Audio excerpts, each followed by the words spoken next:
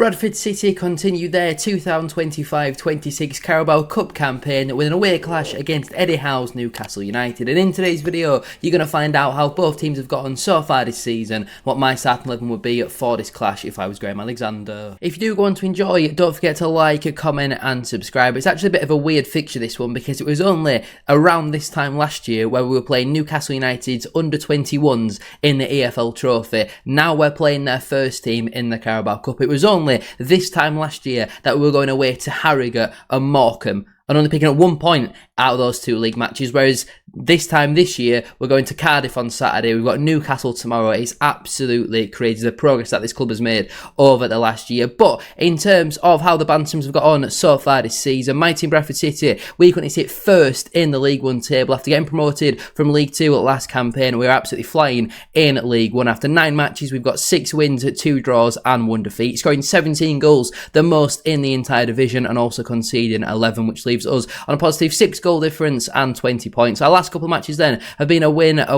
loss, a win and a draw. So pretty good form for us at this moment in time. In terms of them last couple of matches then, on Saturday we had a 3-1 win away at Cardiff City. They were top of the table at the time. They hadn't conceded from open play all season, and we go there and we're 3-0 up after just 49 minutes. We definitely deserved the win. Yes, Cardiff had some chances, but we also had a lot of other chances as well in the game, and it was an absolutely brilliant performance from us. We also had a 3-1 win at home to rivals Huddersfield Town. It's been almost 20 years since the last time we played them in a league match, and boyhood Bradford City fan Bobby Poynton getting a brace in that game, not quite getting his hat-trick, but again a brilliant performance from us. We scored 6 goals in our last 2 matches. Before that one, we had a disappointing 3-1 defeat away at Doncaster Rovers. We just didn't really show up for this game, in all honesty. Second half they were just happy to defend, having got that 2-goal lead going into half-time, and it was comfortably our worst performance of the season so far, but obviously we have bounced back since then and we've gone on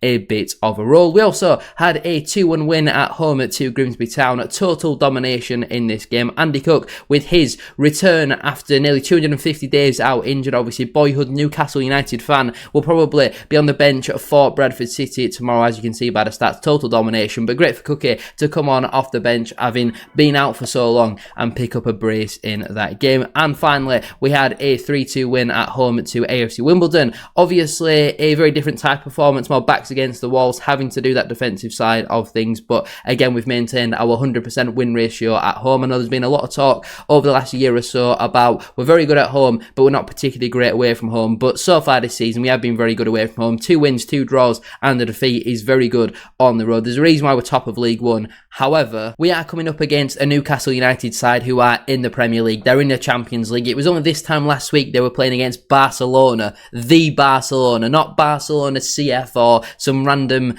team that's kind of been a rip-off of Barcelona. No, the actual Barcelona, who's produced some of the best ever players. They've seen some of the best ever players. That is the sort of standard that we are coming up against, that they have recently also played. But in terms of Newcastle, they currently sit 13th in the Premier League table. They've not had the best start to the league campaign. After 5 matches, just a 1 win for them, 3 draws and 1 defeat, scoring 3 goals and also conceding 3, which leaves them on a 0 goal difference and 6 points. Their last couple of matches then have been a draw, a win, a draw, a loss and a draw. So not a great start to the season whatsoever. On Saturday, they had a 0-0 draw away at AFC Bournemouth. Looking at the stats from the game, it was clear that Newcastle will certainly be the happier of the two sides to come away from that game with a point. Looking at the team that Newcastle played for this one, there was certainly a lot of changes. In terms of the team that played against Barcelona, I'm pretty sure Nick Pope played that game, but in terms of outfield players, you got Dan Burn, Livramento, Tonali, and that was it, I think, in terms of starting 11. Obviously, Walter May, the big money striker that they've brought in, having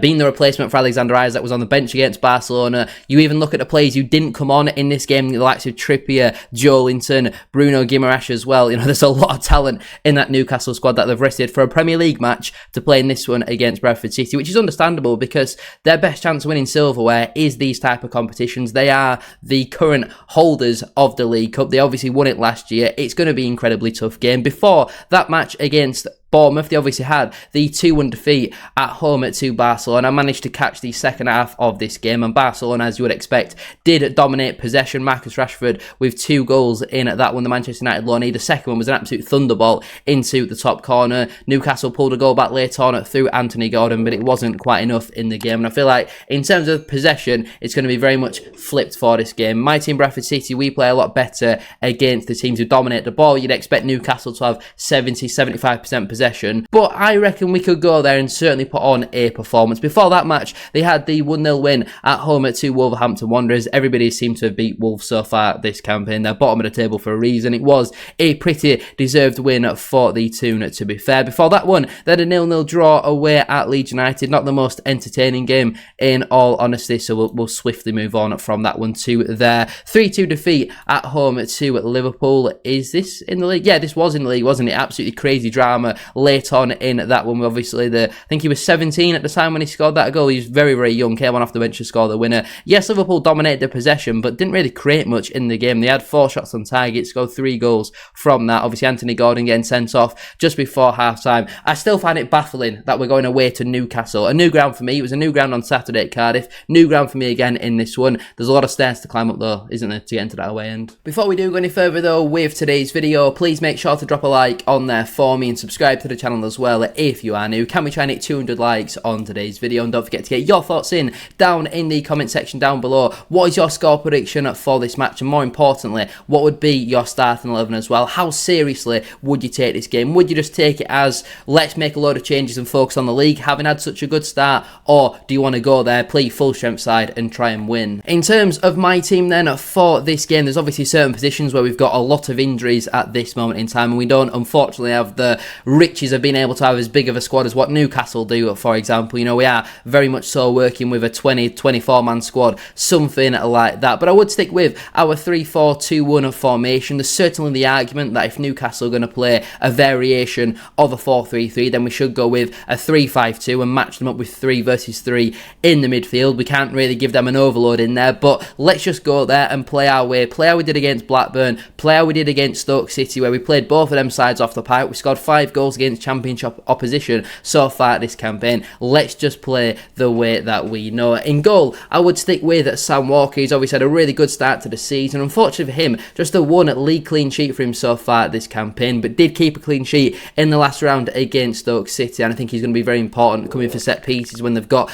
the big height in there. The likes of Dan Burn, for example, Sam Walker's going to be big coming and claiming those crosses. In terms of my back 3 then, at right centre back, I would go with Matt Pennington. I think he's been exceptional so far this campaign, so consistent and so solid. A 7 or 8 out of 10 in pretty much every game that he has played, and obviously we went on a little bit of a wobble when he was unavailable for selection, but on the whole he's been really good so far this season, so he definitely keeps his place in this side. In the middle, I would go with Neil Byrne. It's obviously been quite a while since we've seen him. It wasn't until back in the pre-season match against Middlesbrough the last time that we saw him, but we've got a big centre-half injury crisis at this moment in time. It's a toss-up between Neil Byrne and Kieran Kelly, and I think I would go with Neil Byrne on this occasion. I'm not so sure I'd be able to last the full hour mark, but I think, again, better in the air. We're going to need defenders who can defend, so I would go with Neil Byrne. Unfortunately, Aidan Baldwin is going to be out for the next couple of weeks, maybe next couple of months, with a calf injury. And completing at my back 3 then, at left centre-back, I would go with Tom McIntyre. I have doubly checked, he's not cup-tied, didn't play in Portsmouth's first-round clash where they lost,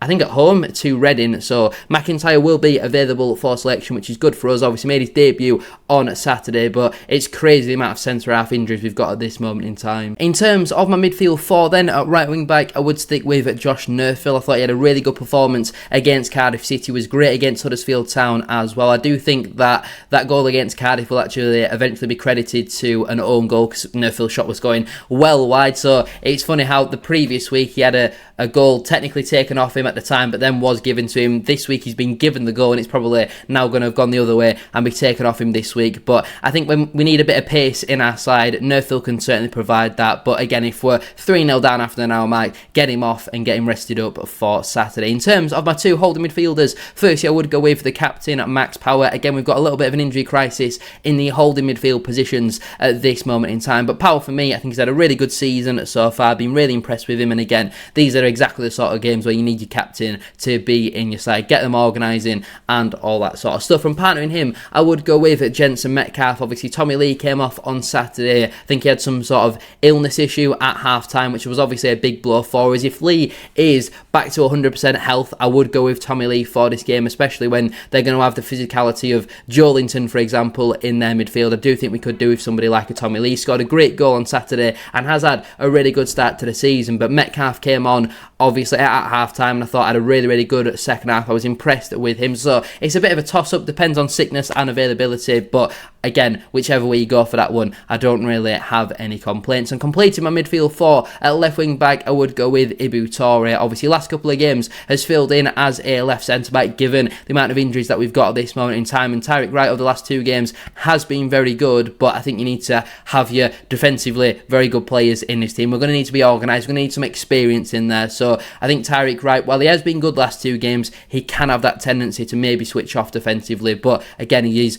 more than good enough substitute to have on off the bench. But Toure for me completes my midfield 4. And finally then, in terms of my front 3, firstly as my right attacking midfielder, I would go with George Lapsley. Obviously not included in the matchday squad on Saturday, but Sass was absolutely knackered by the time he came off against Cardiff, and we're going to need him massively against Blackpool. I think Sass has had a really good last 2 matches after having a bit of a shaky start to the season, but Lapsley hasn't played for a couple of games and he has played quite well in the Carabao Cup so far. Was good against Blackburn, scored a goal against Stoke as well, and I feel like again we're going to need legs and energy, and I think Lapsley is certainly the best option for that for this game. As my left attacking midfielder, I would go with Bobby Point, and I think he's been outstanding over the last couple of matches, especially away at Cardiff. I was really impressed with him. There's obviously been question marks about him and Sarcevic away from home this season. Have their performances been there? But Poynton was very good on Saturday, so he definitely keeps his place in the side for me. He's had obviously a really positive start to the season. I think he's up to 4 or 5 goals now. I think it's 5 goals now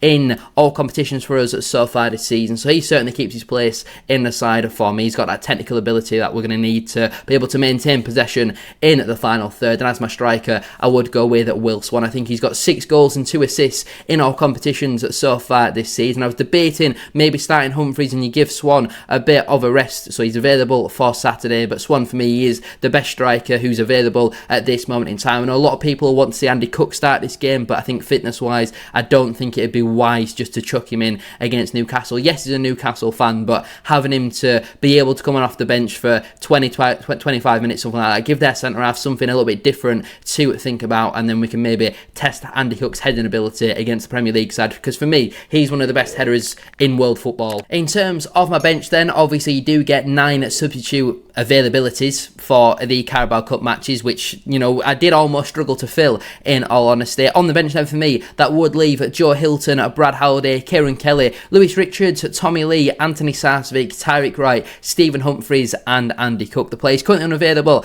are Aidan Baldwin with that calf injury, Joe Wright is still a couple of weeks away, obviously we know Curtis Tilt has had the hamstring surgery, Alex Patterson will probably miss this game as well with the concussion protocol, and also Callum Kavanagh, who did actually post on his Instagram story maybe hinting that he might be returning very soon, and that means the players who miss out then through selection will be Zach Cady, George Goodman and also Nick Powell for me. But anyway, I'm going to leave it there then for today's video. If you have enjoyed, please make sure to drop a like on there for me and subscribe to the channel as well if you are new. Can we try and hit 200 likes on today's video? And don't forget to get your thoughts in down in the comment section down below. What would be your starting 11 for this game? Do you agree or disagree with mine? And also let me know down below your score prediction. In terms of mine, I'm going to back the Bantams for a 1-0 win. I see it in the comments all the time. I need to start being more positive. I'm going 1-0 Andy Cook in the 86th minute.